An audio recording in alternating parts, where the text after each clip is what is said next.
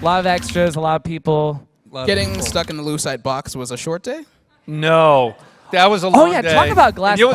What's funny about that box was that I had to stay up there because they had to get this forklift out in order to get me in and out of that box. And so in between takes, it just didn't make sense for me to, even in between setups, it didn't make sense for me to get out and get back in. Yeah, and be treated like a human. I didn't have my phone up there, so I was just sitting for hours. I was just sitting in that box, just like on the show. But, was it hot as hell in there? I'll survive. No, it was actually really cold that night. And oddly enough, in L.A., it was like a cold night in L.A. Okay, so not so bad. But it was all right. What are you going to do? I suffer for my art, man.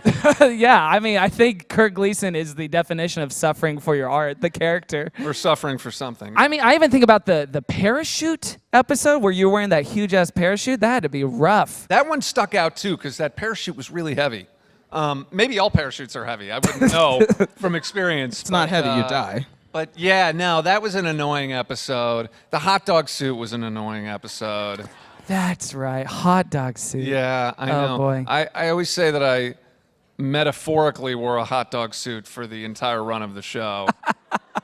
That got some awes from the crowd. You wore a lot of people like hot dogs, guys. You wore a minotaur head for one, which I really loved. Oh, that's right. For the hay bale maze, you wore a giant minotaur head. Oh yeah, with the stilts. Yeah. I had to learn how to walk on stilts for that. You're in like one shot on stilts. That's so crazy. I know. And it could have been these easy like 3-foot stilts, but then there's 5-foot stilts, which is what they're like, no, we want you to learn on the 5-foot stilts. So I spent like a week learning how to walk on those stilts, and I finally got it down. And as you said, it's about 4 seconds. Yeah.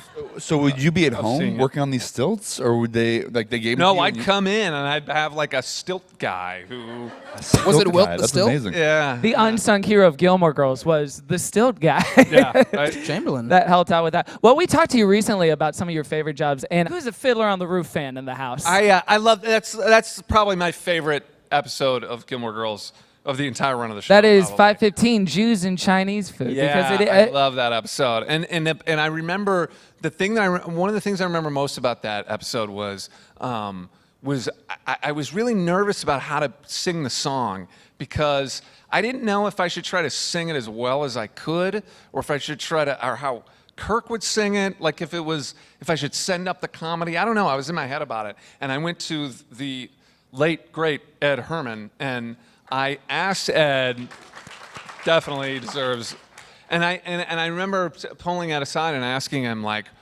look, you're a veteran. How do you think I should play this? And him giving me exactly the right advice, which was, I think he literally said, just get out of your head, man. Just go for it. Come on. And it was perfect. And I love that scene. I think it really works. For the reason you're talking about, it's totally ridiculous. I mean, Kirk and that young girl singing a love song What was the rehearsal process It's totally like? absurd, and yet there's something really sort of beautiful about the moment, I think, in the scope of the series. The rehearsal was just really, I don't know, it was me and her learning how to sing that song. And, a little choreography and, It's so sweet.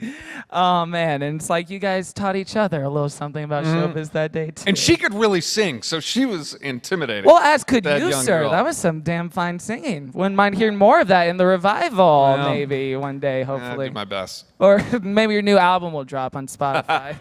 Maybe we should time it so your new album drops on Spotify the day this podcast. Don't hold your breath on that one, Kevin.